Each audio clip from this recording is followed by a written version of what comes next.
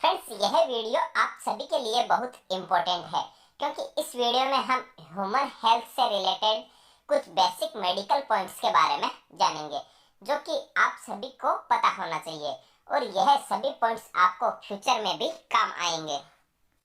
तो फ्रेंड्स, सबसे पहले अपन ब्लड प्रेशर के बारे में जानते हैं।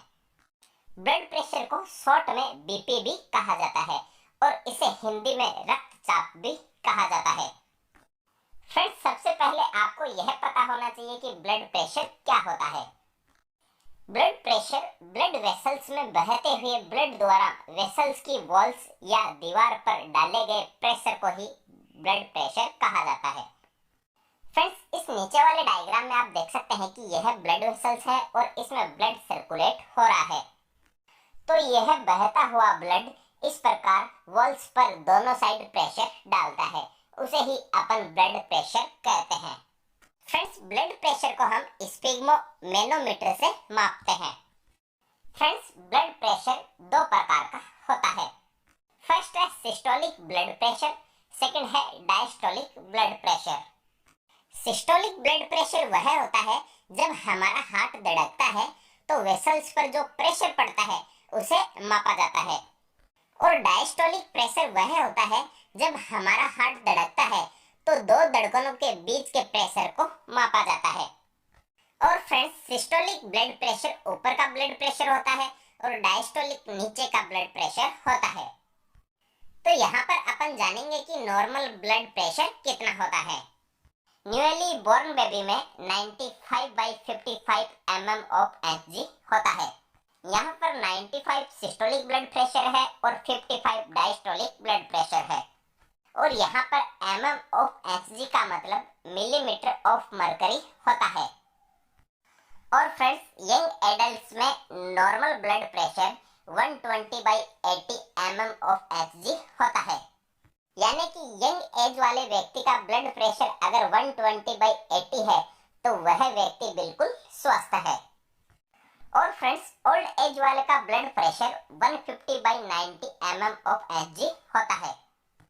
ओल्ड एज में अपन इस ब्लड प्रेशर को थोड़ा सा नॉर्मल मानते हैं।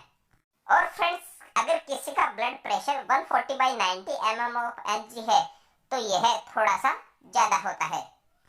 और फ्रेंड्स, अगर किसी का ब्लड प्रेशर ऊपर का 150 और नीचे का 95 है तो इसे हम बहुत ज्यादा बीपी मानते हैं। इस कंडीशन में हमें तुरंत डॉक्टर्स के पास जाना चाहिए क्योंकि यह इमरजेंसी कंडीशन होती है। अब ऑक्सीजन सैचुरेशन की बात करते हैं, मतलब SpO2 क्या होता है। SpO2 का मतलब सैचुरेशन ऑफ प्रीफेरल ऑक्सीजन होता है। फ्रेंड्स, ऑक्सीजन को ऑक्सीमीटर से चेक करते हैं। इस डायग्राम में आप देख सकते हैं कि यह ऑक्सीमीटर है और यह फिंगर्स में लगा के SpO2 को चेक किया जाता है। फ्रेंड्स, जब हम सांस लेते हैं तो उसमें बहुत सारी गैसेज के साथ हमारे अंदर ऑक्सीजन भी जाती है। ऑक्सीजन हमारे फेफड़ों के एल्वियोलाई पर जाकर हमारे टिश्यू में एक्सचेंज होती है और हमारे ब्लड के थ्रू पूरे शरीर में सर्कुलेट होती है। तो फ्रेंड्स, ऑक्सीजन का लेवल हमारे शरीर में कितना होता है आपको इसका पता होना चाहिए। अगर फ्रेंड्स किसी पेशेंट का ऑक्सीजन लेवल 94 है तो इसे हम सामान्य ऑक्सीजन लेवल मानते हैं, तो वह मरीज बिल्कुल सामान्य या नॉर्मल होता है, 94 से कम नहीं होना चाहिए। और फ्रेंड्स, अगर किसी पेशेंट का ऑक्सीजन लेवल 95 से 100 है तो उस पेशेंट का ऑक्सीजन लेवल बहुत अच्छा होता है। और अगर ऑक्सीजन लेवल 90 से 93 है तो ऑक्सीजन लेवल थोड़ा कम होता है, मतलब यह ऑक्सीजन लेवल नॉर्मल नहीं होता है। और किसी का ऑक्सीजन लेवल 90 है या 90 से कम हो गया है तो उसका ऑक्सीजन लेवल बहुत कम हो चुका है, और तो उस व्यक्ति को डॉक्टर्स के सलाह पर एडमिट हो जाना चाहिए। अब हम बॉडी टेम्परेचर की बात करते हैं, मतलब हमारे शरीर का नॉर्मल तापमान कितना होना चाहिए। फ्रेंड्स, आप सभी को यह पता होना चाहिए कि हमारी बॉडी का नॉर्मल टेम्परेचर कितना होना चाहिए। फ्रेंड्स, बॉडी टेम्परेचर को अपन एक डिजिटल थर्मामीटर से मापते हैं। इस डायग्राम में आप देख सकते हैं कि यह थर्मामीटर होता है, इससे ही अपन बॉडी का टेम्परेचर मापते हैं। अगर किसी व्यक्ति का टेम्परेचर 92 से 98.6 डिग्री के बीच है तो यह नॉर्मल बॉडी टेम्परेचर होता है। यदि किसी व्यक्ति का टेम्परेचर 99.0 डिग्री है तो यह थोड़ा ज्यादा टेम्परेचर होता है। उस व्यक्ति को थोड़ा बुखार भी हो सकता है। और फ्रेंड्स, अगर किसी व्यक्ति का टेम्परेचर 100 डिग्री से 102 डिग्री के बीच है तो यह बॉडी टेम्परेचर बहुत ज्यादा टेम्परेचर होता है। उस व्यक्ति को बहुत ज्यादा बुखार हो सकता है। अब अपन हार्ट या पल्स रेट की बात करते हैं। मतलब हृदय गति या पल्स रेट क्या होती है और हमारे शरीर में कितनी नॉर्मल होती है। फ्रेंड्स, सबसे पहले आपको यह पता होना चाहिए कि हार्ट रेट या पल्स रेट क्या होती है। जब हमारा हार्ट या हृदय 1 मिनट में जितनी बार बीट करता है या धड़कता है उसे ही अपन पल्स रेट कहते हैं। मतलब हार्ट रेट या पल्स रेट आपके दिल की प्रति मिनट धड़कन की संख्या होती है। इस डायग्राम में आप देख सकते हैं कि एक हाथ की दूसरी और तीसरी अंगुली को गर्दन पे रखे पल्स रेट को महसूस किया जा सकता है। और सेकंड वाले डायग्राम में एक हैंड की दूसरी व तीसरी अंगुली को कलाई के अंदर वाले भाग पर रखा जाता है। यहाँ पर अंगुलियों को रखकर अपन पल्स रेट को महसूस कर सकते हैं। हमारे शरीर में नॉर्मल पल्स रेट या सामान्य पल्स रेट 72 प्रति मिनट होती है। मतलब हमारा हार्ट 1 मिनट में 72 बार धड़कता है, तो इसे अपन बहुत अच्छा पल्स रेट मानते हैं। और अगर पल्स रेट 60 से 80 प्रति मिनट है तो इसे थोड़ा कम पल्स रेट ही माना जाता है। और अगर हमारे शरीर का पल्स रेट 90 से 120 प्रति मिनट है तो इसे बढ़ा हुआ पल्स रेट मानते हैं। अब हम ब्लड शुगर के बारे में जानते हैं। मतलब हमारी बॉडी में नॉर्मल कितनी ब्लड शुगर होनी चाहिए। फ्रेंड्स, हमारी बॉडी में शुगर 2 टाइम डिपेंड करती है। एक होती है फास्टिंग, मतलब खाना खाने से पहले, और दूसरी होती है पीपी, मतलब पोस्ट प्रांडियल, मतलब खाना खाने के बाद वाली शुगर। अगर आप खाना खाने से पहले शुगर करवाते हैं तो उसे फास्टिंग शुगर कहते हैं, और अगर खाना खाने के बाद में शुगर करवाते हैं तो उसे पोस्ट प्रांडियल शुगर कहते हैं। फ्रेंड्स, इस डायग्राम में आप देख सकते हैं कि इस ग्लूकोमीटर से ब्लड शुगर टेस्ट किया जाता है।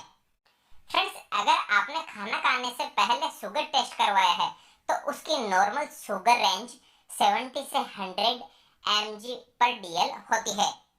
यहाँ पर DL का मतलब डेसीलीटर होता है। और फ्रेंड्स, अगर आपने खाना खाने के बाद में शुगर टेस्ट करवाया है तो ब्लड शुगर की नॉर्मल रेंज 70 से 140 mg पर DL होती है। अगर फ्रेंड्स आपकी फास्टिंग शुगर 125 mg पर DL से ज्यादा आ रही है तो आपको शुगर या डायबिटिक हो सकती है। अब अपन हीमोग्लोबिन के बारे में जानते हैं। इसे शॉर्ट में HB भी कहा जाता है। फ्रेंड्स, हीमोग्लोबिन एक प्रकार का प्रोटीन होता है जो कि RBC मतलब रेड ब्लड सेल्स में पाया जाता है। हीमोग्लोबिन की कमी के कारण हमारे शरीर में बहुत सारी बीमारियां हो सकती है। इसलिए हमारे शरीर को स्वस्थ रखने के लिए हीमोग्लोबिन बहुत इम्पोर्टेंट होता है। हीमोग्लोबिन मेल और फीमेल में अलग अलग क्वांटिटी में होता है। मेल में हीमोग्लोबिन की नॉर्मल वैल्यू 13.5 से 17.5 ग्राम पर DL होता है, और फीमेल में हीमोग्लोबिन की नॉर्मल वैल्यू 12.5 से 15.5 ग्राम पर DL होता है। अब रेस्पिरेशन रेट के बारे में बात करते हैं। मतलब हमारे शरीर की श्वसन दर नॉर्मल कितनी होनी चाहिए। फ्रेंड्स, हम नोज के थ्रू 1 मिनट में अपन कितनी बार सांस लेते हैं उस रेट को ही अपन रेस्पिरेशन रेट कहते हैं। ह्यूमन बॉडी में नॉर्मल रेस्पिरेशन रेट 12 से 16 ब्रेथ्स पर मिनट होता है। मतलब 1 मिनट में 12 से 16 बार सांस लेते हैं। और 1 से 3 मंथ के बच्चों का रेस्पिरेशन रेट 44 पर मिनट होता है। मतलब छोटे बच्चे 1 मिनट में लगभग 44 बार सांस लेते हैं। अब CT स्कोर या HRCT चेस्ट स्कोर के बारे में बात करते हैं।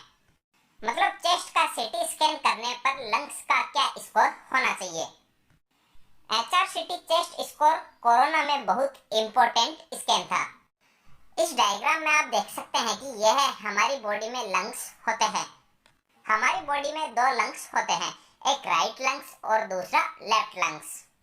राइट वाले लंग में 3 लोब होते हैं, first superior lobe, second middle lobe और थर्ड इंफीरियर लोब। और लेफ्ट लोब में 2 लोब ही होते हैं, एक सुपेरियर लोब होता है और दूसरा इंफीरियर लोब होता है।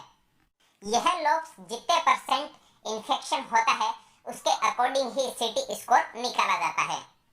अगर किसी पेशेंट का HRCT मतलब हाई रिजोल्यूशन सीटी स्कोर 0 से 8 तक है तो इसे हम माइल्ड इन्फेक्शन कहते हैं, यानी कि उस मरीज में हल्का इन्फेक्शन है।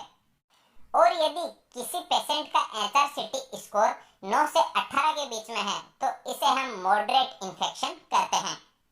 और फ्रेंड्स, अगर किसी पेशेंट का HRCT स्कोर 19 से 25 के बीच में है तो इसे हम सीवियर इन्फेक्शन कहते हैं, मतलब इसे काफी गंभीर इन्फेक्शन माना जाता है। सीवियर इन्फेक्शन में ऑक्सीजन और वेंटिलेटर की भी आवश्यकता होती है। तो फ्रेंड्स, आज का हमारा टॉपिक यही कंप्लीट